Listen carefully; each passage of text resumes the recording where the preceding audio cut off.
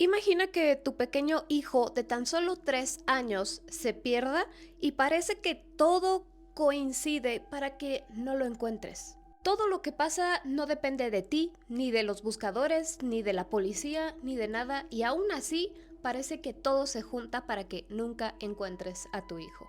Este es el muy extraño caso de Jared Atadero, que hasta el día de hoy no se sabe qué pasó.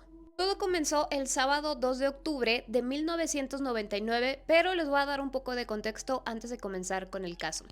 Alin es el papá de Jared, que en ese entonces tenía 3 años, y de Jocelyn, la hermana de Jared, que tenía 6 años. Alin era padre soltero de los dos niños, ya que recientemente se había divorciado, su ex esposa se había ido a vivir a San Diego, entonces él se quedó con los niños. Para sobrellevar esta situación, se había metido a un grupo cristiano de padres solteros. Y por este mismo grupo es que llegan al Parque Nacional en Colorado, donde ocurrió todo.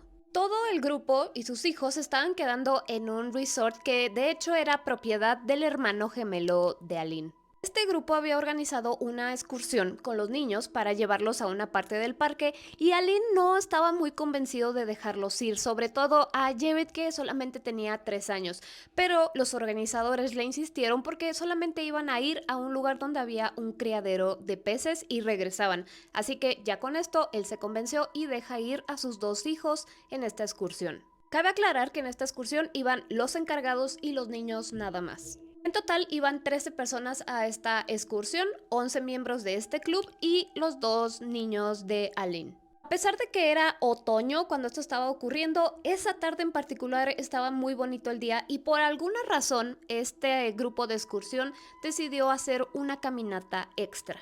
Y aquí fue donde todo se va en picada. Según lo que reportaron los encargados, este grupo de excursión se dividió entre los más rápidos y los más lentos. En cierta parte de esta caminata, Jared se adelanta corriendo del grupo en el que estaba, que no se sabe si era el de los rápidos o el de los lentos.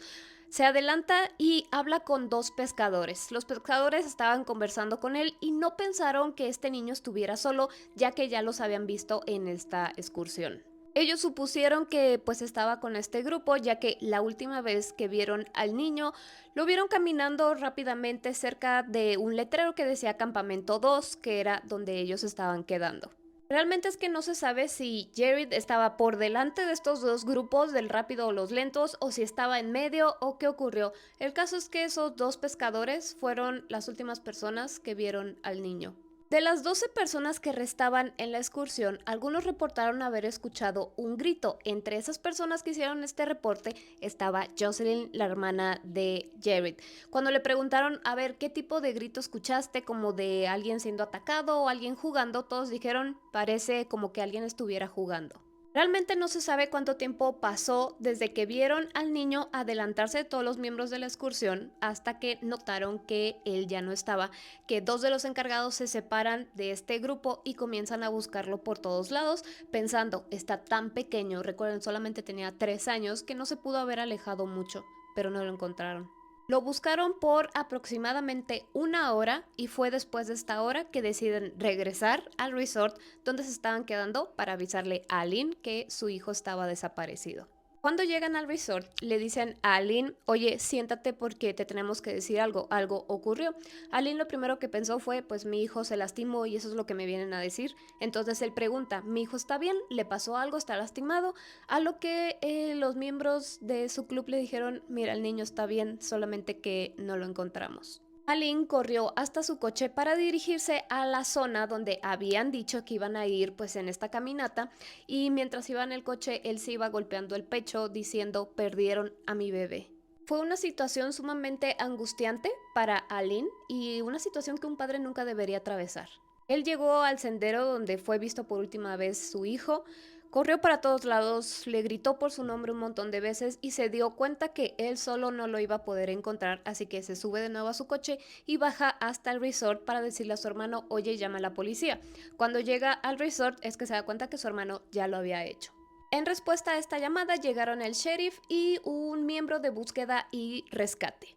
Y ahí es donde Jocelyn se da cuenta que la situación estaba bastante grave cuando ve llegar a su papá sin su hermano. Su padre está llorando, se arrodilla con ella y la abraza. El sheriff que llegó dijo, no se preocupen, esto ha pasado ya en otras ocasiones, la gente se pierde, nosotros lo encontramos y ya es una situación como cualquier otra que ya hemos atravesado. Incluso este sheriff dijo, por supuesto que yo pensé que íbamos a encontrar al niño porque tiene solamente 3 años, que tanto pudo haber caminado y además esto nos pasa pues muy seguido. También dijo, tenemos gente sumamente capacitada para este tipo de casos, nos tardamos un par de horas en encontrar al niño llorando, asustado o escondido en algún lugar y eso es todo. Tanto así que ellos ya habían atendido cientos de estos casos que el sheriff ordenó a su gente que vayan a hacer la búsqueda, se fue a tomar una siesta a su patrulla y les dijo, cuando encuentren al niño me vienen a despertar. La cosa se puso más seria cuando el sheriff se despertó al día siguiente, nadie lo había ido a despertar porque no habían encontrado al niño. Y aquí fue donde se preocupó porque la búsqueda no estaba saliendo según lo planeado, ni lo harían jamás. Recuerden que todo comenzó un sábado.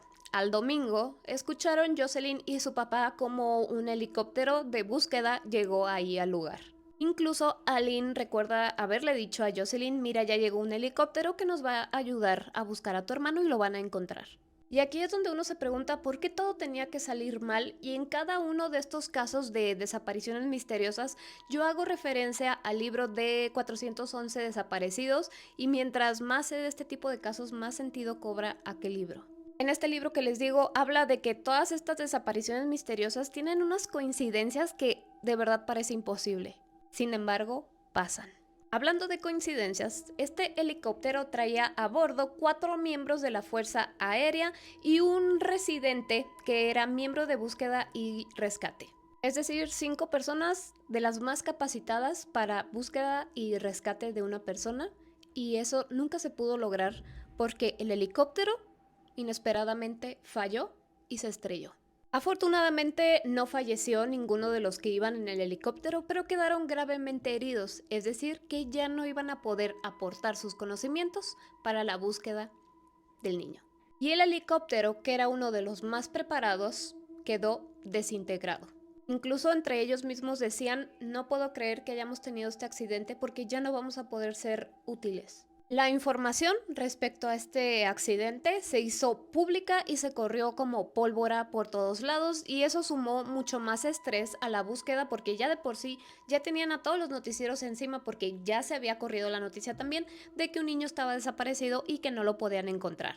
Y a eso súmenle todos estos miembros importantes de búsqueda accidentados, el helicóptero desintegrado, todo se estaba haciendo para que fuera un caos, lo cual entorpecía gravemente la búsqueda de este niño. ¿Saben qué es lo peor? Que todos los noticieros, todos los reporteros estaban como bien alterados porque al mismo tiempo se estaba llevando el juicio de JonBenét Ramsey. Al saber que había otro caso de un niño que le había pasado algo así, pues claro que se fueron para allá inmediatamente.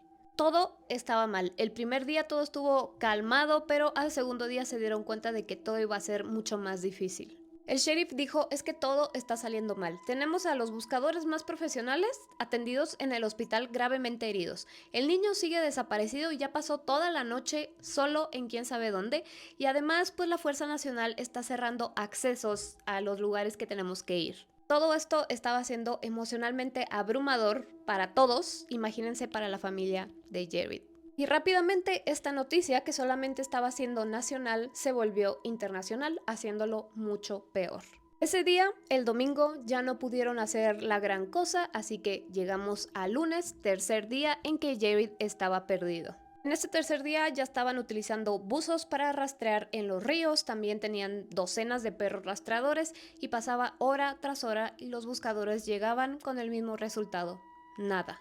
A esto súmenle que había un montón de personas con buenas intenciones pero mal preparadas que entorpecían aún más todo. Había cientos de personas acosando a la policía, al sheriff, porque querían sumarse a la búsqueda, pero como no eran profesionales, simplemente iban a entorpecer todo. Había psíquicos acosando a los buscadores diciéndoles dónde tenían que ir porque ellos sabían dónde estaba el niño. Había nativos americanos haciendo rituales para que la montaña renunciara al niño. Hombres con caballos se acercaban a buscar, pero ustedes saben que si había alguna huella con las de los caballos, se desaparecía.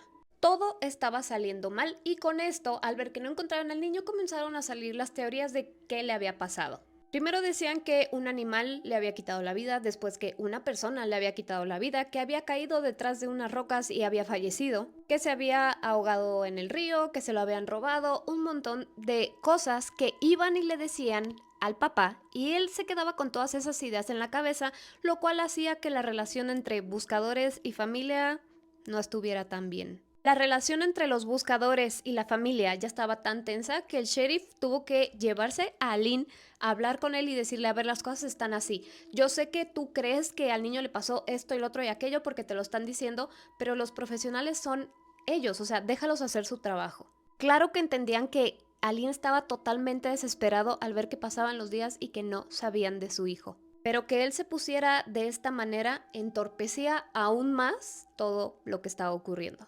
Incluso sacaron la teoría de que la madre de Jared desde San Diego había mandado a robarse al niño, tuvieron que llamarle a San Diego, la mamá fue a Colorado y pues ella no sabía de nada. Interrogaron a todos, desde la familia del niño, al grupo de solteros cristianos, a los pescadores, los últimos que vieron a Jared, a todo mundo. Pero ni una pista. Cabe aclarar que los buscadores registraron todo, cada centímetro registrado, y esta teoría de que un animal había atacado al niño tomó mucho más fuerza, sobre todo porque en los últimos años había habido 2 ataques de pumas. Los expertos silvestres dijeron, o sea, sí hay una posibilidad de que eso haya pasado, pero no hay huellas, no hay nada que nos diga que eso pasó. Después de una semana se tomó la difícil decisión entre la policía, los buscadores y la familia de Jared que se iba a cancelar oficialmente la búsqueda. Les dijeron, miren, ustedes pueden continuar cuanto quieran por su cuenta. Nosotros ya vamos a cerrar esta investigación. No les quedó de otra y Jocelyn y su padre regresaron a su departamento. Jocelyn recuerda perfectamente a su papá llorar todas las noches. Ella lo abrazaba, lo consolaba, imagínense con tan solo 6 años hacer todo esto, y le dijo una frase a su papá que fue, papá, solo hay 2 cosas que le pueden pasar a Jared. Número 1, alguien lo tiene y está vivo, y si no está vivo, Dios lo tiene, así que ¿por qué estás preocupado? Con el paso del tiempo, la búsqueda de Jared se enfrió y muy pronto comenzaron a salir engaños aquí y allá. Hubo una mujer que aseguraba que conocía al niño, que vivía con otra familia, la fueron a interrogar y resulta que no era cierto. Hubo alguien más diciendo yo soy Jared, le tomaron muestras de ADN y resultó que tampoco. Todas estas cosas eran puras falsas esperanzas para la familia. Pero algo ocurrió unos años después, exactamente el 4 de junio del 2003. Resulta que unos empresarios estaban haciendo senderismo cerca de la zona donde se había perdido Jared. Y uno de ellos se tropezó con un tenis color blanco y en cuanto este empresario vio este tenis, supo perfectamente de quién era. Más adelante encontraron el otro zapato, una chamarra de lana color marrón y unos pantalones azules. Esto fue lo que encontraron. Le faltaba así una pierna al pantalón. Esto estaba aquí rasgado, los 2 tenis y pues la chamarrita que traía ese día. Ellos dijeron que en cuanto vieron la ropa supieron perfectamente que un puma se lo había comido. No sé ustedes, pero sí, a pesar de que pues la ropa sí está rasgada y todo, pues no está manchada y como por qué se hubiera quitado la ropa en medio del ataque del puma. Llamaron a la policía, esperaron a que ellos llegaran, entregaron pues todo lo que habían encontrado y ellos pensaron que con esto tal vez la familia iba a tener algún tipo de cierre. La búsqueda se activa de nuevo, pero pues un poco diferente. 11 días después de que descubrieron esto, los buscadores encuentran un diente y un gorro. Aline fue llamado a la zona para lo que se descubriera, él estuviera ahí presente y pues cuando estaban todos ahí también descubren parte de un cráneo y fue una escena bastante triste porque Aline se acerca y les dice, ¿puedo sostener pues ese hueso? Quiero saber si es de mi hijo, quiero tener algo de mi hijo en mis manos, y se lo dieron y pues él se soltó a llorar. Fue una imagen muy triste. Hicieron pruebas de ADN a ese hueso y salió un 86% de probabilidades que sí perteneciera a Jared. Aún así, volvieron a hacerle otra prueba más adelante con más tecnología y esta vez salió que era 100% de probabilidades, es decir que ese hueso sí pertenecía a Jared. Probablemente, si el helicóptero de búsqueda no se hubiera estrellado, hubiera llegado a esta zona un día después y hubieran encontrado al niño, pero nada de eso se pudo hacer. Y a pesar de que se encontró esto, pues no supieron qué le pasó al niño realmente. En su acta de defunción, como motivo de fallecimiento, le pusieron indeterminado. Y ya pasaron 25 años de que esto sucedió y hasta el día de hoy yo creo que nunca van a poder saber realmente qué fue lo que le pasó a Jared. Por último, Alin, el padre de Jared, dice que pues está en paz sabiendo que pues su hijo no sigue perdido y que no sabe qué le pasó. De alguna manera pudo tener un cierre. Este video lo quise hacer con todo el contexto completo ya que veía otros donde no daban totalmente todo lo que había pasado en el caso y es un caso bastante enigmático, uno de los más fuertes que hubo en Colorado y pues les digo, sin resolver hasta el día de hoy. Pero bueno, ¿ustedes qué opinan? Y yo como siempre los estoy leyendo. Imagina estar en tu trabajo y de repente recibes una llamada de tu casa diciéndote, oye, ahorita que llegaste, ¿por qué no cerraste la puerta? ¿A dónde te volviste a ir? Y resulta que tú nunca entraste a tu casa, pero tu familia te vio. Les pongo otro ejemplo. Tú llegas de tu trabajo a tu casa, ves a toda tu familia viendo la televisión y te dicen, ¿por qué entraste por allá? ¿Que no habías ido al baño? Bueno, algo así vivió esta chica a quien le vamos a llamar Julia. Julia está casada y tiene un pequeño hijo de 2 años. Y es por esta misma razón que Julia tiene miedo que un espíritu se esté haciendo pasar por ella. Todo esto comenzó de una manera bastante inocente. Resulta que Julia, su esposo y su hijo viven en un pequeño departamento. Resulta que esa noche Julia estaba muy cansada y se fue a acostar antes de que su esposo lo hiciera. Ella tiene una manera muy peculiar de cobijarse y es que se pone toda la sábana encima de la cabeza y ella se acuesta boca abajo. Solo deja un pequeño espacio entre la sábana como para poder respirar. Es decir que si tú la ves acostada solamente ves un bulto, no le ves nada de ella. A pesar de que ella ya tenía buen rato ahí acostada, todavía no podía tener sueño profundo, estaba como dormitando. En eso sintió como su esposo se acuesta y empieza pues a jalar las cobijas también para él estar cómodo. Y en eso escucha Julia como su esposo le dice, ¿y tú por qué sonríes? Esto la confundió un poco, así que se quita la sábana de su cabeza, se levanta y le dice, ¿con quién estás hablando? Y en cuanto le dice eso, su esposo voltea a verla porque estaba viendo en otra dirección y grita. Asustó tanto que saltó de la cama y le tomó unos instantes calmarse. Ya que su esposo se calmó, le dijo, es que, según yo, estabas ahí en el sillón, sentada todavía recargada con una mano así, tal cual la imagen, y me estabas sonriendo de una manera bastante extraña. En el momento que Julia le pregunta con quién hablas, él voltea y es que deja de ver a la Julia del sillón, nada más para darse cuenta que realmente estaba acostada al lado de él. Pues sí, fue algo bastante extraño. Julia solamente se rió y le dijo, yo creo que ya estabas bastante cansado. Y no hablaron más sobre el tema. Los dos se acostaron y se durmieron enseguida. Esto ocurrió el domingo, al día siguiente era lunes y para tener un poco más de contexto, Julia tiene un trabajo con unos horarios medio extraños ya que puede ir en la mañana, en la tarde o en la noche, no tiene como que o un horario fijo. Ese día en particular, el lunes le tocó trabajar de noche, así que toda la rutina de acostar a su hijo, darle de cenar, le tocó a su esposo solo. Esa noche Julia recibió una llamada de su esposo, lo cual era extraño porque pues ella estaba trabajando y él lo sabía, ya era de noche, ya era hora que pues ya estuvieran acostados. Así que cuando recibe esta llamada, su esposo le dice algo muy extraño. Primero que nada, el tono de voz que tenía el esposo era de que estaba asustado y le dijo a Julia que mientras él estaba dándole la espalda a la puerta de la habitación de su hijo porque lo estaba acostando en su cuna, escuchó unos pasos y como alguien pasó por el pasillo. Cuando él voltea, logra ver como cabello color café, que era el color del cabello que tiene Julia. Él pensó que Julia había llegado un poco temprano, se asomó al pasillo, pero no vio a nadie. De hecho, esa llamada que le había hecho a Julia era para preguntarle si sí había entrado al departamento y algo se le había olvidado o si seguía en el trabajo. Y efectivamente, Julia seguía en el trabajo. Entonces Julia se volvió a reír y le dijo, yo creo que estás cansado, mejor ya vete a dormir, por eso estás imaginando cosas. Su esposo le dijo, ¿sabes qué? Yo creo que sí, porque ya es la segunda vez que me pasa y en las 2 noches yo he estado muy cansado. Unos cuantos días después, a Julia le vuelve a tocar el turno nocturno y ella se fue a su trabajo con un poco de temor muy en sus adentros de que volviera a recibir otra llamada de su esposo preguntándole si ella estaba en casa por alguna razón, pero no ocurrió nada. Cuando llega Julia a su casa, nota que su esposo está acurrucado en el sillón, profundamente dormido.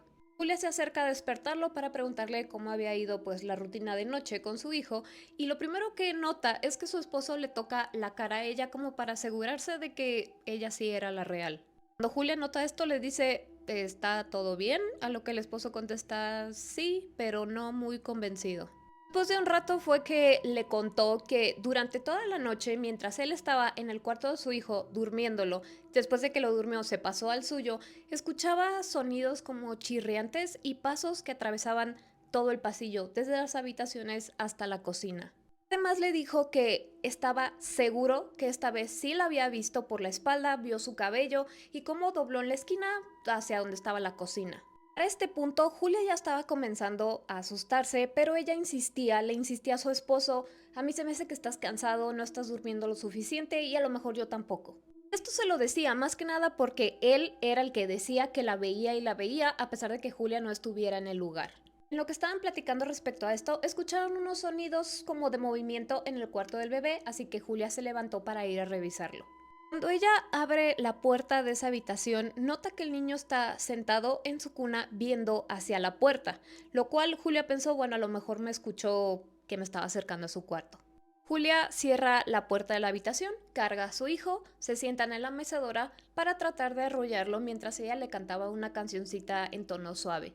Mientras esto estaba pasando, Julia veía el filito de luz que pasaba por debajo de la puerta y por ahí veía pues a alguien caminando, veía la sombra de las piernas.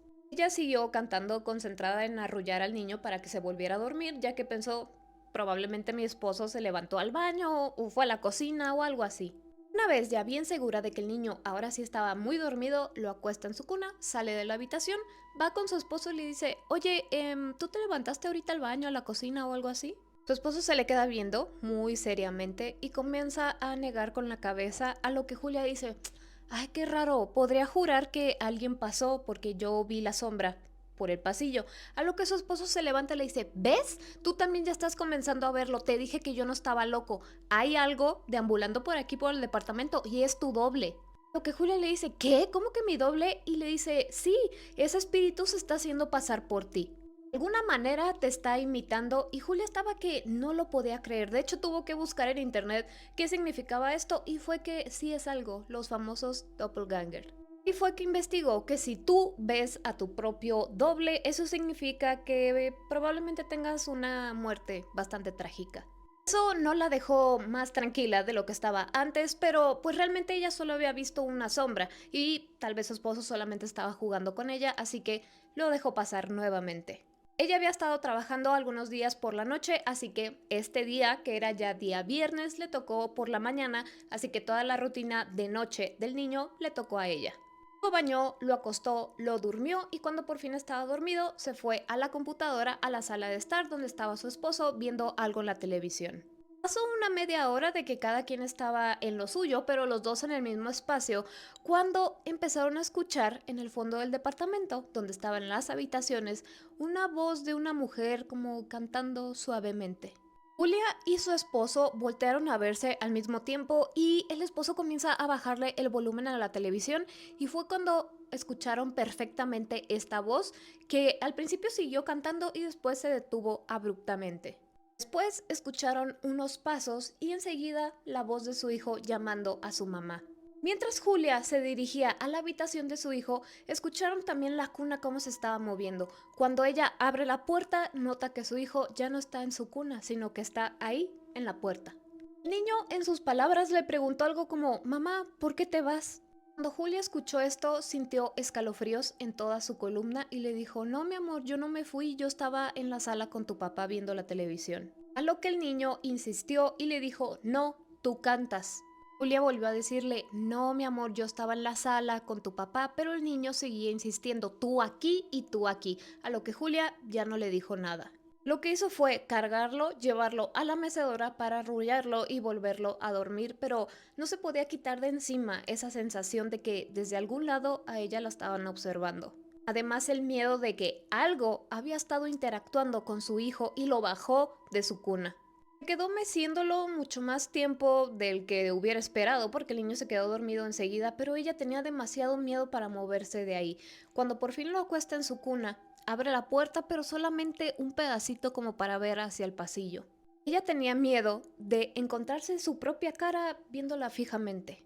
Cuando vio que el pasillo estaba vacío, salió del cuarto, cerró la puerta suavemente y se fue a la sala a sentar ahí con su esposo, y ninguno de los dos habló respecto al tema. Quedaron ahí hasta muy tarde porque, sin decírselo el uno al otro, los dos tenían miedo de moverse de ahí. Al día siguiente era sábado y les pareció muy bien a los dos que, para distraerse un poco de toda la situación del departamento y pues todo lo que había estado pasando, era una muy buena idea ir a visitar a los padres de Julia, que vivían como a 1 hora de distancia aproximadamente. Juntaron todas las cosas del niño que iba a necesitar y se fueron. Cuando llegaron a la casa de los papás de Julia, Julia y su mamá se quedaron en la cocina, mientras que el esposo, el hijo y el papá de Julia bajaron al sótano, ya que recientemente había armado unos trenes de juguete y todos los hombres querían verlos. Julia y su mamá se quedaron a solas y ella aprovechó para contarle todo lo que había estado ocurriendo en su departamento, y Julia esperaba una reacción como de temor de parte de su mamá, pero fue todo lo contrario.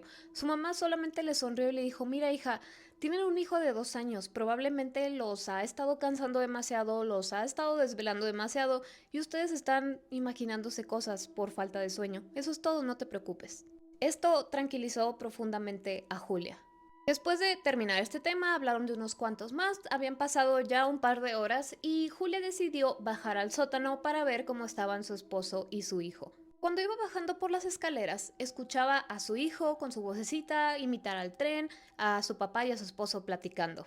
Cuando estaba en el último escalón, vio a su hijo aplaudir porque estaba jugando con el tren, y en eso dijo: hola chicos, ¿cómo están? Su papá voltea y vuelve a voltear por segunda vez y le dice: ¿cómo llegaste ahí tan rápido? Julia se quedó inmóvil y le dijo: papá, ¿qué quieres decir? Y su papá le contesta: pero si estabas aquí con tu hijo viendo el tren hace unos segundos. Julia se quedó callada porque hasta ahorita solamente su esposo había dicho que la había visto, y de espaldas, no completamente, pero en esta ocasión la estaban viendo su papá y su esposo. Julia dijo: papá, yo no era. Lo que su esposo, con cara de asustado, le dice: ¿ves? El doble ataca de nuevo. Aquí estabas tú, parada a pocos metros de nosotros, viendo el tren. Julia estaba que no podía creer lo que estaba escuchando y le dice: no, yo estaba arriba platicando con mi mamá, le pueden ir a preguntar. Después de este episodio, ellos se fueron. Cuando llegaron a su departamento, Julia no podía todavía con la noticia, no la comprendía su cabeza de cómo 3 personas diferentes decían haberla visto cuando ella no era. Y por otro lado, qué tan extraño o peligroso era que no reconocieran que no era ella. El lunes, Julia volvió a tener el turno nocturno, así que llega a su casa, su hijo ya estaba dormido, su esposo estaba en la sala viendo una película, así que Julia lo que hace es ir al cuarto de su hijo, le da un beso en la frente, cierra la puerta y va con su esposo a ver la película también. Pasó como una media hora cuando los interrumpe un grito aterrador de parte de su hijo. Los dos corrieron hacia el cuarto. Cuando abren la puerta, ve que el niño está parado en su cuna, viendo hacia la pared con los ojos muy abiertos y con cara de asustado. La cosa aquí es que el niño no dejaba de gritar, seguía en este mismo estado como de shock. La primera en llegar a él fue Julia, que trató de acariciarle la cabeza para tranquilizarlo, pero el niño reaccionó como quitándose. Segundos después llega a su esposo, lo carga y el niño sí quería estar con él, pero no con Julia. Todavía siguió gritando por un par de minutos más mientras pues el esposo lo cargaba, y después de tranquilizarse se quedó dormido profundamente y lo volvió a acostar en su cuna. Todo fue muy extraño, casi como si el niño hubiera estado gritando entre sueños, así que lo dejaron unos minutos de ver que ya estaba dormido, lo vuelven a despertar y le preguntan: oye hijo, ¿te pasó algo? ¿Por qué te asustaste? El niño contestó confundido y medio dormido que no. Julia intenta acercársele, esta vez pues el niño no se quitó ni nada, lo carga, lo empieza a arrullar, y en esta ocasión se quedó el esposo supervisando todo porque había estado muy raro. Después de que se aseguraron los dos de que estaba muy dormido, se fueron a acostar porque esta noche había sido bastante extraña. Unos días después, Julia regresa de su trabajo por la noche, ya estaban todos dormidos, así que ella se va a acostar y se queda dormida. Pero a los pocos minutos se despertó porque escuchó estos pasos que iban de las habitaciones a la cocina y de regreso. Ella estaba tan aterrada ahí acostada que no podía levantarse, no podía moverse para despertar a su esposo, no podía levantarse para asegurarse que no hubiera nadie ahí. Y por otro lado, no quería, porque ella había leído en internet que si te topabas con tu doble, tú ibas a morir. Mientras ella estaba despierta ahí, pasaron unos 40 minutos cuando su esposo también escucha estos mismos pasos, él sí se levanta a revisar y no había nada. Después, la paz de la noche fue interrumpida de nuevo por los gritos de su hijo. Pero eran unos gritos a todo pulmón de esas veces que se te desgarra hasta la garganta.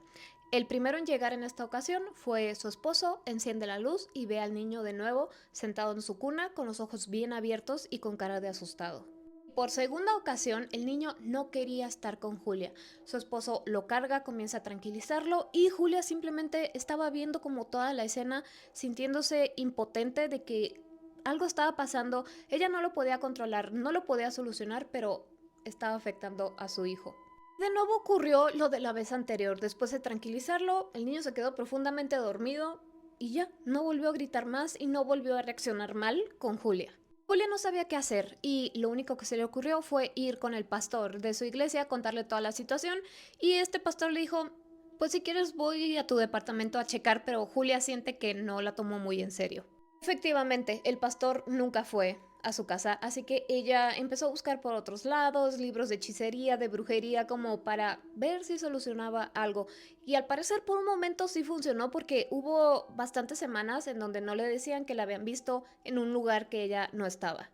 Sin embargo, los terrores nocturnos que estaba teniendo su hijo no se detenían.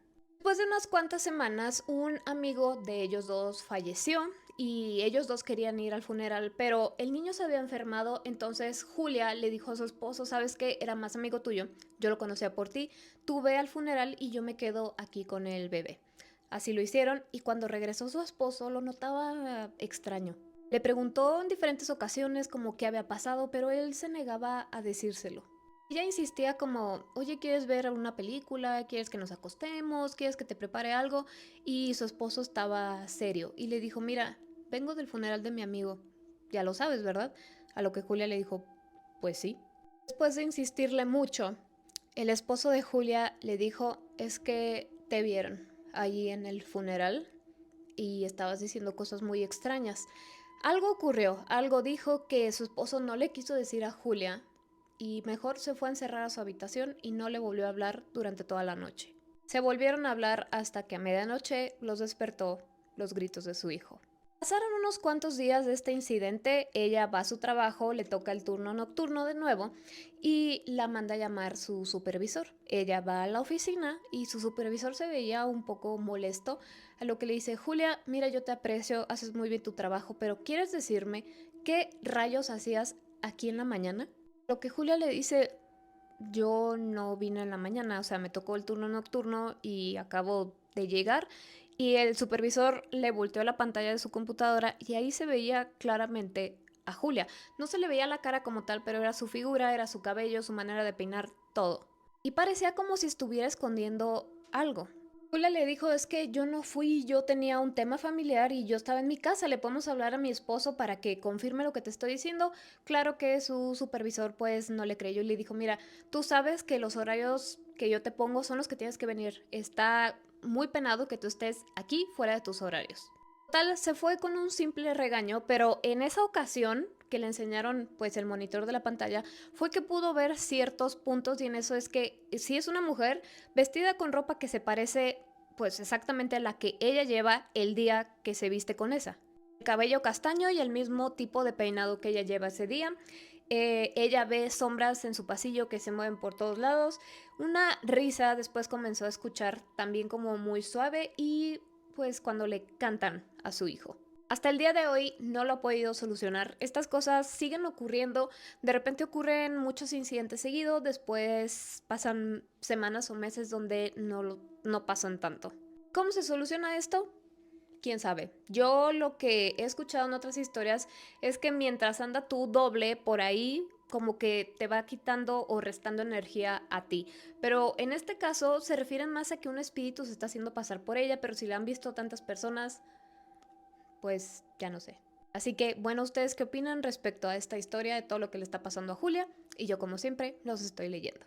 Este hombre que ustedes ven aquí no solamente fue apodado el hombre más malvado del mundo, muchos lo consideran el padre del ocultismo, conocido por invocar más de 100 demonios y además conocido por ser el otro monstruo del lago Ness. También se dice que él ha sido el único humano que ha sido capaz de abrir todas las puertas hacia el infierno que hay aquí en la tierra.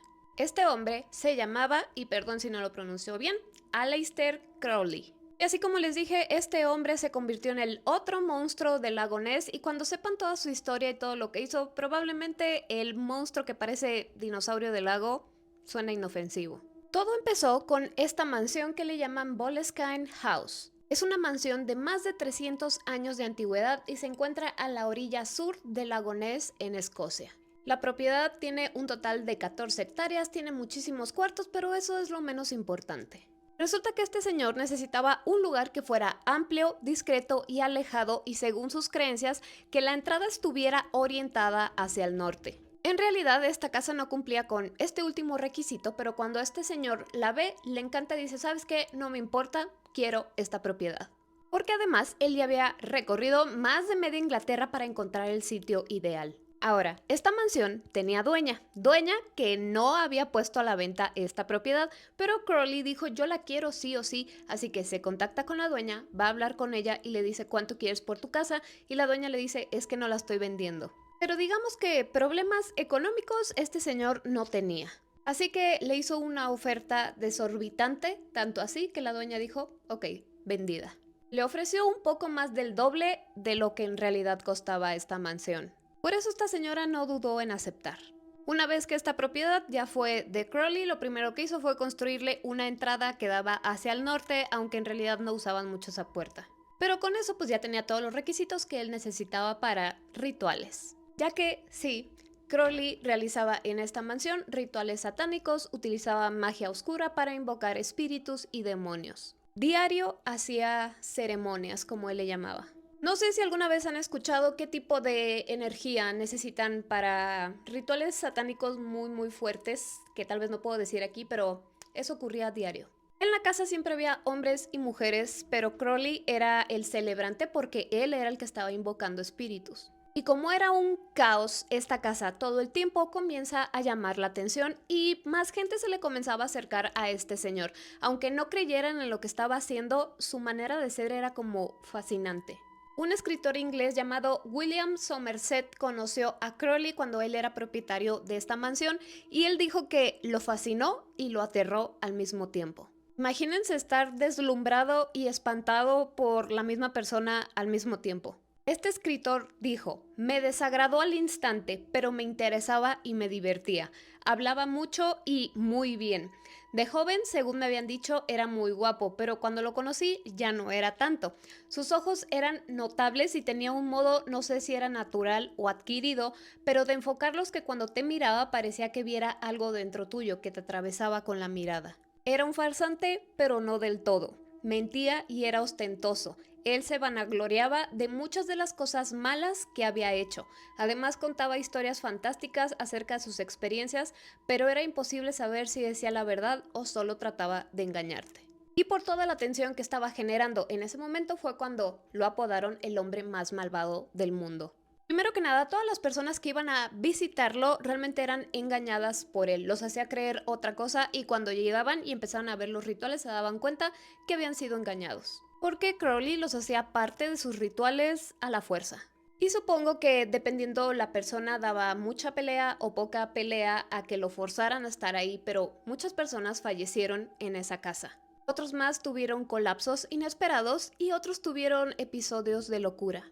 Era muy común por la madrugada ver personas escapándose de esta casa. No todos lograban escapar, los que sí lo hacían dijeron que ellos ya no aguantaban la atmósfera del lugar y que los repugnaba todo lo que ocurría ahí.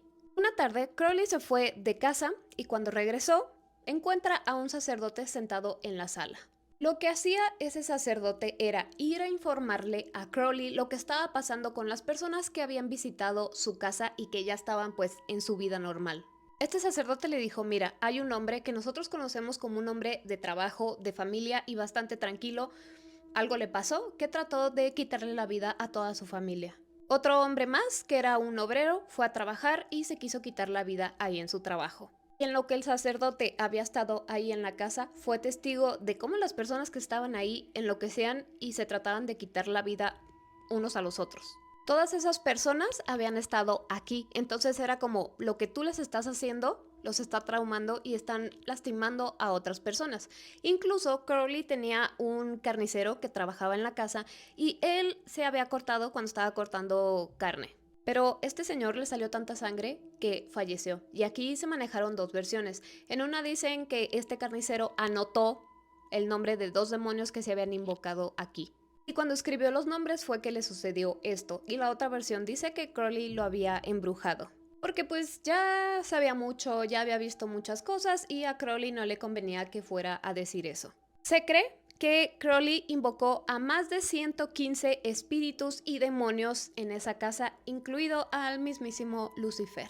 Pero las cosas no terminaron ahí. Este señor, pues, era una casa enorme, tenía que tener muchos empleados y uno de sus empleados, que era de confianza, resulta que dos de sus hijos fallecieron en circunstancias raras y trágicas. Ocurrieron tantos fallecimientos extraños, tantas personas que reportaron que después de haber visitado, conocido a este señor, pues tenían accidentes muy extraños, cómo estaba la atmósfera en la casa y demás, fue tanto que este mismo señor dijo, ¿saben qué? Todo lo que yo hice en esta casa ya se me está saliendo de las manos. Invoqué tanto que ya no lo puedo controlar.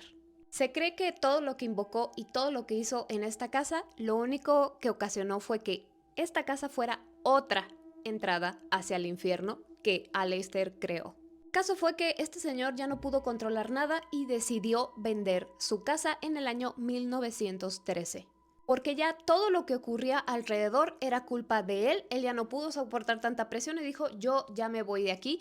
La vendió y lo que siguió pasando después de esos años de que ya la casa estaba vendida a otra persona, le siguieron echando la culpa a él. Es que había hecho demasiado con demasiadas personas. Pero ahí no termina la cosa. Esta mansión tuvo varios dueños. Entre uno de ellos fue un ex militar que los primeros días que estuvo viviendo aquí se quitó la vida en el dormitorio principal.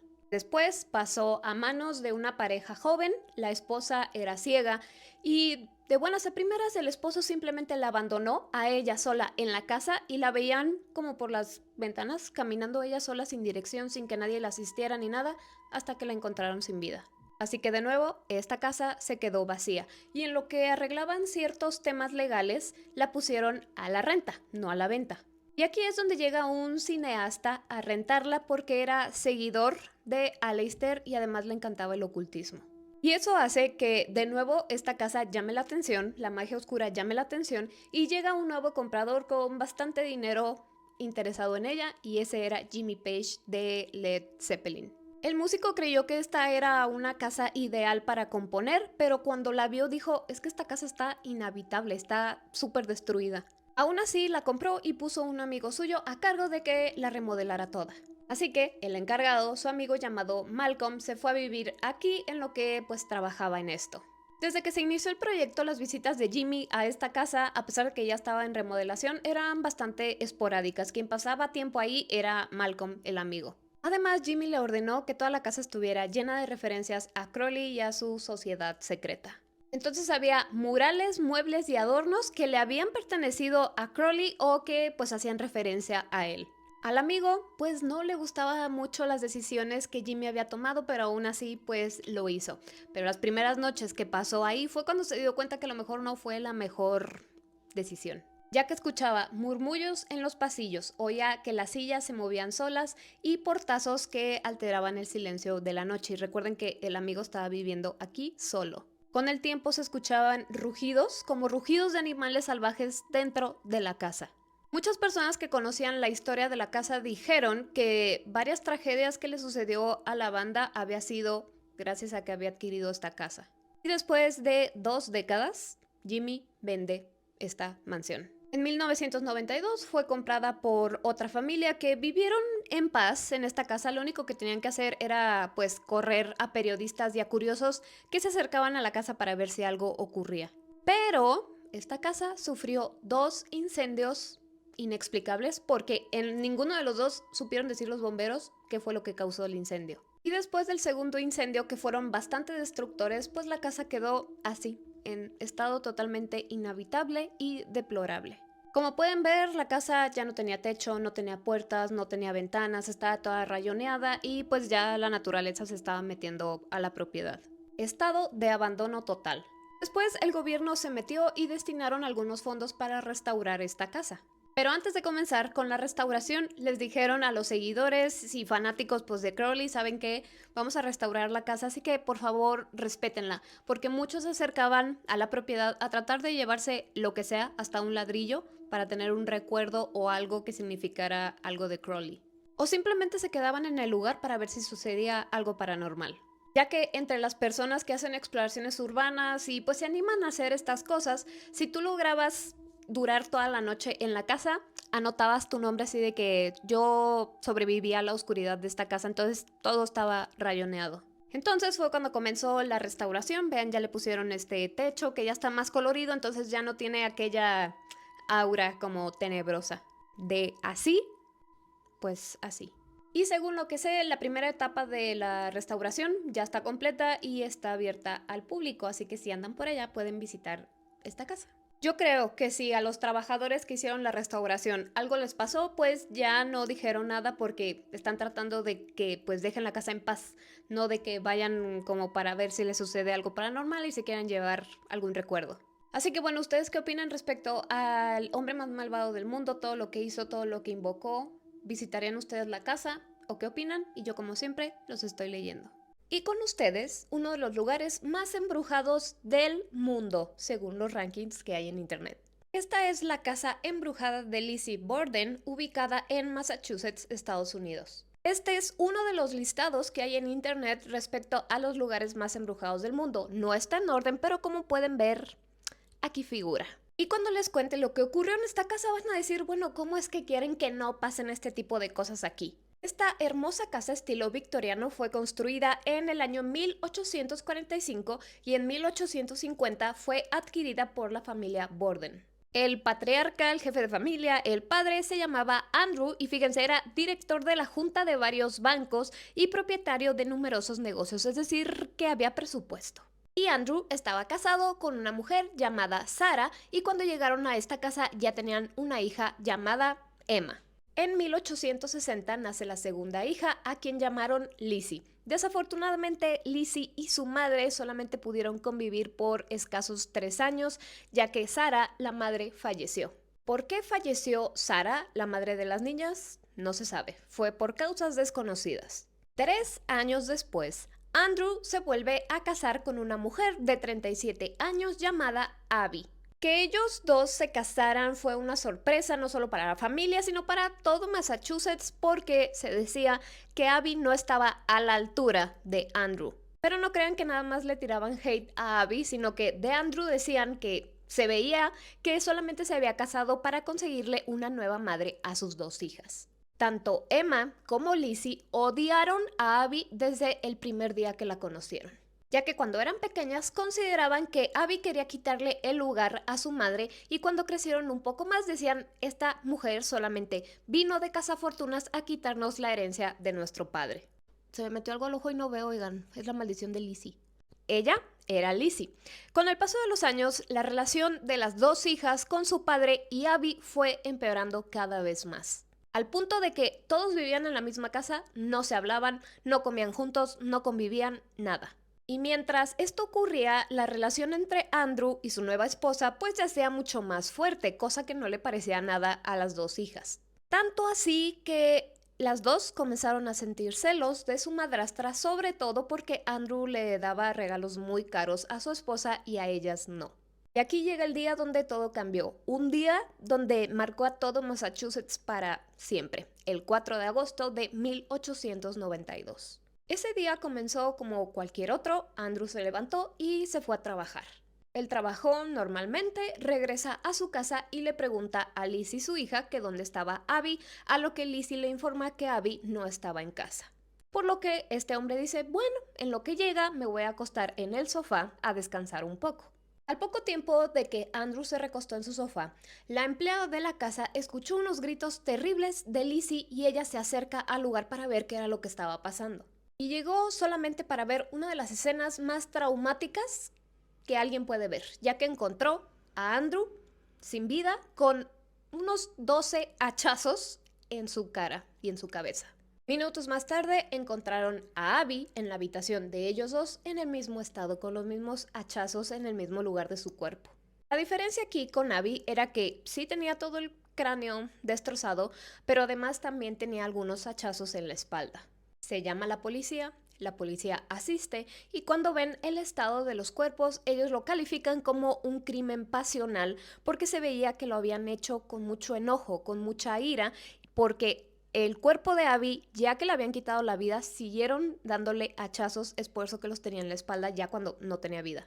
Los policías comienzan a investigar el crimen y resulta que todo mundo en la casa tenía una coartada, porque decían que la empleada estaba en la cocina, Emma estaba en casa de una amiga y Lizzie estaba en el ático.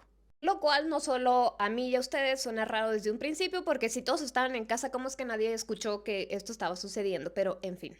Los policías siguen haciendo su investigación y después de que revisan la casa notan que hay dos hachas que están recientemente limpiadas. Ellos comenzaron a sospechar de Lizzie, ya que ella decía que estaba en el ático, pero cuando fueron a revisar el ático tenía una capa de polvo en todo el piso y no había ni una sola huella de que alguien hubiera entrado ahí. A esto súmenle que una vecina le dijo a los policías que había visto a Lizzie quemando un vestido días después de estos desvivimientos y otro vecino la vio comprando veneno.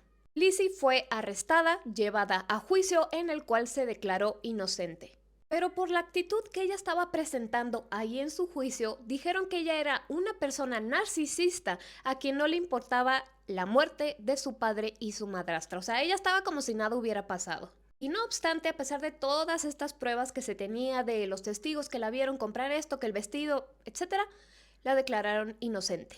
Hasta el día de hoy, muchos se debaten si este juicio fue correcto o no, si la decisión de declararla inocente fue correcta, pero aún así, después de este juicio, le comenzaron a llamar la desvividora del hacha. Después de este juicio, Lizzie y su hermana vivieron en esta casa por un tiempo, después la vendieron y se fueron a vivir a otro lado juntas. Y por motivos que se desconocen, en 1902 Emma decide irse de esa casa dejando a Lizzie sola. Nunca nadie supo el por qué. Lizzie murió el 1 de junio de 1927 y casualmente 9 días después Emma murió también. Ahora, ¿pero qué pasó con esta casa? Resulta que el día de hoy es como un hotel donde le llaman breakfast in bed, es decir que nada más vas, te duermes, desayunas y ya. Y una de las atracciones principales es quedarte a dormir en el cuarto donde le quitaron la vida a Abby y tomar el té en donde le fue quitada la vida a Andrew. Además ofrecen recorridos históricos y paranormales por toda la casa. Aquí está pues otra de las habitaciones y otra más. ¿Y qué es lo que pasa en esta casa? Varias cosas. Entre ellas se ve a una mujer mayor deambulando por toda la casa. Al parecer está limpiando y se cree que es Lizzie. Para las personas que se quedan a dormir en el cuarto, en la cama donde le fue quitada la vida a Abby, dicen sentir como las sábanas se estiran a su alrededor. Es decir que pues están jalando las sábanas como si unas manos se deslizaran por las mantas alisando meticulosamente la tela. Y los que se quedan en la que era la habitación de Lizzie despiertan a medianoche porque escuchan a una mujer llorando en la habitación de a un lado. Lo curioso es que este llanto se repite todas las noches a la misma hora. Y si estas personas van a revisar, pues no hay nadie y el llanto se sigue escuchando porque no es como que esté del otro lado, o sea, en la habitación de a un lado, sino como en la pared. No sé quién se animaría a quedarse en este lugar, no porque la casa esté fea, de hecho está muy bonita, está cómoda, está cuidada, pero ¿por qué estar en un lugar donde le quitaron la vida a alguien? Porque además hay estatuas que representan el estado en cómo encontraron los cuerpos. El caso es que encontré la experiencia de un chico que se quedó en una de las habitaciones por una noche. Este chico decía que iba meramente para ver qué pasaba porque no creía nada en lo paranormal, o sea, totalmente escéptico. Entró en una de las habitaciones que tenía un cofre de juguetes y dice que cuando entró no sintió nada, de hecho la habitación estaba muy linda, bastante cómoda y no le costó nada de trabajo quedarse dormido. Pero cuando ya se quedó dormido comenzó a tener unos sueños bastante extraños como hiperrealistas. Lo curioso era que en su sueño se veía a él mismo en esa misma cama, en ese mismo lugar, completamente aterrorizado y tratando de volver a dormir. Cuando se despierta de ese sueño, seguía con los ojos cerrados ya que tenía un presentimiento de que si los abría iba a ver algo, pero él se estaba muriendo de sed. comenzó a sentir que alguien lo estaba observando desde la esquina de esta habitación y ya no sabe si por la sed o por esta sensación se quedó ahí acostado sin abrir los ojos, pero despierto por horas y horas hasta que amaneció. Pero en esas horas que estuvo despierto llegó un momento en donde él escuchaba que alguien estaba rebotando una pelota. La primera vez que escuchó este sonido pensó que pues se había quedado dormido, pero lo escuchó 2 ocasiones diferentes. Él ya no sabe cómo en qué estado se encontraba, no sabía si estaba soñando, no sabía si estaba despierto. Según él estaba despierto y consciente, pero en algún punto se dio cuenta que estaba acostado aún, pero con los ojos abiertos, simplemente como que recobró la conciencia. Pero él seguía teniendo esta misma sed. Ya cuando se despierta bien, que ya era de día, la habitación se sentía normal. Cuando sale de la habitación, el guía se acerca y les dice que los otros huéspedes le habían descrito el mismo sueño que él estaba teniendo. Este chico pensó, bueno, todo esto lo está haciendo como parte del show para que haya más miedo, pero ya que salieron, se acercó a los otros huéspedes y les preguntó y ellos le dijeron exactamente lo mismo. Y él les pregunta, oigan, ¿y ustedes escucharon como que una pelota rebotara? Y ellos dijeron que no. Aún así, para no quedarse con la duda, regresó a la habitación, abrió el cofre de juguetes que había visto y no había ninguna pelota. Había osos de peluche y unos cubitos, o sea, nada que ver con el sonido que él escuchaba. Aquí les voy a dejar un fragmento de una chica que se quedó sola, sola en toda la casa. Vean más o menos el recorrido de noche, ya sé que no se aprecia mucho, pero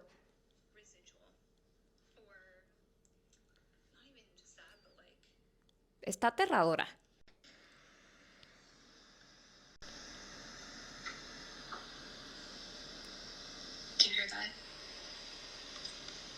Bueno, así que con todo lo que saben ahora respecto a esta casa, díganme si se animarían a quedarse una noche aquí.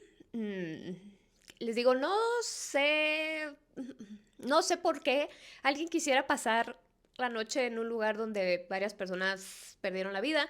Por otro lado, yo sí la pasaría. O sea, no tanto por las personas, sino para ver qué es lo que pasa. A lo mejor alguien de ustedes piensa igual que yo. Pero, como siempre, ¿ustedes qué opinan? Y yo los estoy leyendo, lo dije al revés, pero yo como siempre los estoy leyendo.